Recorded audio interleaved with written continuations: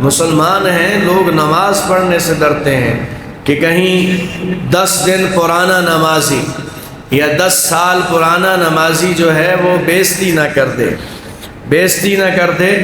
نئے نمازی ان کے شر سے ڈر رہے ہوتے ہیں،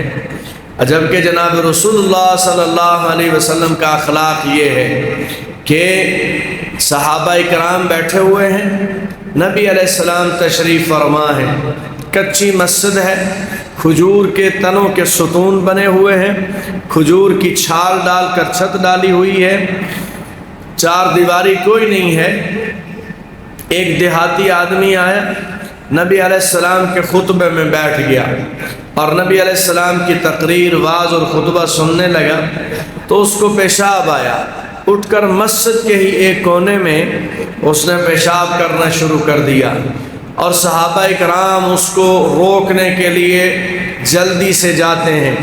نبی علیہ السلام جانے والوں کو روک دیتے ہیں جانے والوں کو۔ اس نے جب وہ پیشاب کر لیا، چونکہ اس حالت میں اس کو روکنا، پیشاب کو روکنا بندے کے لیے بہت بڑی بیماری کا سبب اور ذریعہ بن سکتا تھا، تو نبی علیہ السلام نے ان کو روکا، اور روکنے کے بعد جب اس نے پیشاب کر لیا، اور مطمئن دیہاتی آدمی کو وہ کسی سے متاثر نہیں ہوتا، تو نبی علیہ السلام نے اس کو اپنے پاس بلایا اور بٹھایا، اور نبی علیہ السلام نے فرمایا دیکھو یہ مسجد ہے، یہ اللہ کا گھر ہے، یہ پاک جگہ ہے، اس کو پاک رکھنے کا حکم دیا گیا ہے، آئندہ جو ہے اس پاک جگہ پر پیشاب نہیں کرنا۔ اتنی محبت اور اخلاق کے ساتھ نبی علیہ السلام نے سکھائی یہ بات۔ صحابہ فرماتے ہیں کہ یہ جب نبی علیہ السلام اس کو سمجھا رہے تھے، ہمارے اندر اخلاق کی رمق پیدا ہو رہی تھی۔ صحابہ سے فرمایا جہاں اس نے پیشاب کی کچی مسجد ہے تو وہاں پانی بہا دو، مسجد سے باہر نکل جائے گا اور وہ صاف اور پاک ہو جائے گی۔ ایک صحابی ہیں، مشکات المصابیح کی حدیث ہے، حضرت معاویہ ابن حکم رضی اللہ تعالیٰ عنہ، نماز جو ہے نماز میں بات کرنا جائز نہیں ہے۔ اگر کوئی بندہ نماز میں بات چیت کرے گا اس کی نماز ٹوٹ جائے گی، لیکن شروع اسلام میں جائز تھا۔ شروع اسلام میں مکی زندگی میں جب نماز ہوتی تھی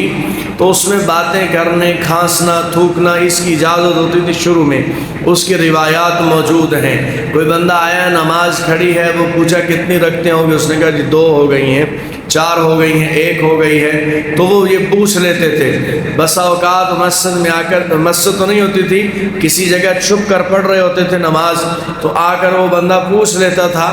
اب وہ آ کر سلام بھی کر دیا کرتا تھا۔ نماز پڑھنے والے نماز کی حالت میں سلام کا جواب بھی دے دیا کرتے تھے۔ تو تدریجاً آہستہ آہستہ اللہ جل شانہ نے اس نماز کو کامل فرمایا ہے۔ جیسے ہمارے ہاں بچے ہوتے ہیں تو وہ نماز پڑھ رہے ہوتے ہیں تو اطراف میں دیکھ بھی رہے ہوتے ہیں، تو ماں باپ اور دیکھنے والا مطمئن ہوتا ہے یہ سیکھنے والا ہے، سیکھتے سیکھتے بڑا ہو جائے گا، جب یہ بڑا ہو جائے گا تو اس کی نماز بھی کامل ہو جائے گی۔ تو یہ صحابی فرماتے میں کسی علاقے میں ہجرت میں تھا، تو میں واپس مدینہ منورہ میں جب آیا تو اس وقت اللہ جل شانہ کا حکم نازل ہو گیا تھا کہ نماز کے اندر اہتمام سے کھڑے ہوا کرو اور نماز کو اللہ کے ذکر کے ساتھ ہی ادا کیا کرو۔ مجھے پتہ نہیں تھا، میں مسجد میں آیا، میں نے نماز پڑھنا شروع کی،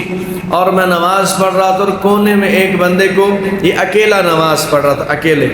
تو میں نماز پڑھ رہا تھا تو میں نے دیکھا کہ ایک بندے کو چھینک آئی۔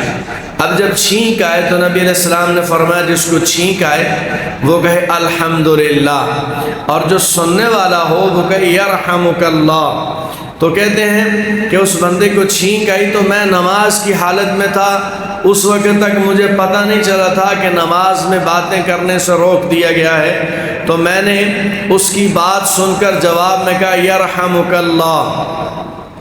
اب میں دیکھ رہا ہوں کہ صحابہ کرام مجھے گھور رہے ہیں اور ان کی جو ہے لہجوں میں شدت آ رہی ہے، تو مجھے محسوس تو ہو گیا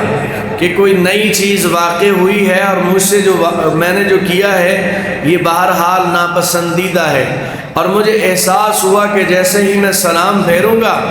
اب ظاہر بات ہے مجھے جاہل بھی کہا جائے گا، مجھے اجڑ بھی کہا جائے گا، مجھے جو ہے کہ طرح طرح کی باتیں کی جائیں گی۔ میں نے جب سلام پھیرا تو جناب رسول اللہ صلی اللہ علیہ وسلم نے مجھے اپنے پاس بلایا۔ مشکات المصابیح کے الفاظ ہیں، حضرت معاویہ ابن حکم رضی اللہ تعالیٰ عنہ فرماتے ہیں اللہ کی قسم میرے ماں باپ قربان ہوں جناب رسول اللہ صلی اللہ علیہ وسلم پر،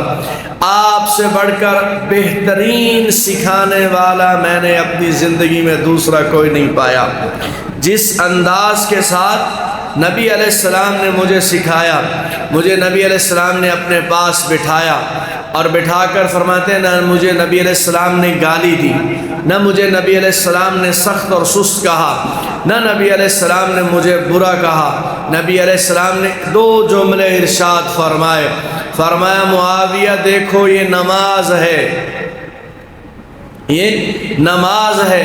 یہ نماز اللہ کی تسبیح کے لیے ہے، اللہ کی حمد کے لیے ہے، اللہ کے ذکر کے لیے ہے، انسانوں کے کلام اور باتیں کرنے کی طرح نہیں ہے۔ اس نماز کے اندر تم تسبیح کرو، تم ذکر کرو، تم اللہ کی حمد کرو، آپس میں باتیں نہ کرو۔ اتنی محبت کے ساتھ نبی علیہ السلام نے یہ مجھے بات ارشاد فرمائی۔ فرماتے جو ہی میں نے یہ بات سنی تو یہ بات میرے دل میں گھر کر گئی اور پھر زندگی بھر میں نے کبھی نماز میں بات نہیں کی۔ تو نبی علیہ السلام کو اللہ جل شانہ نے عمدہ اخلاق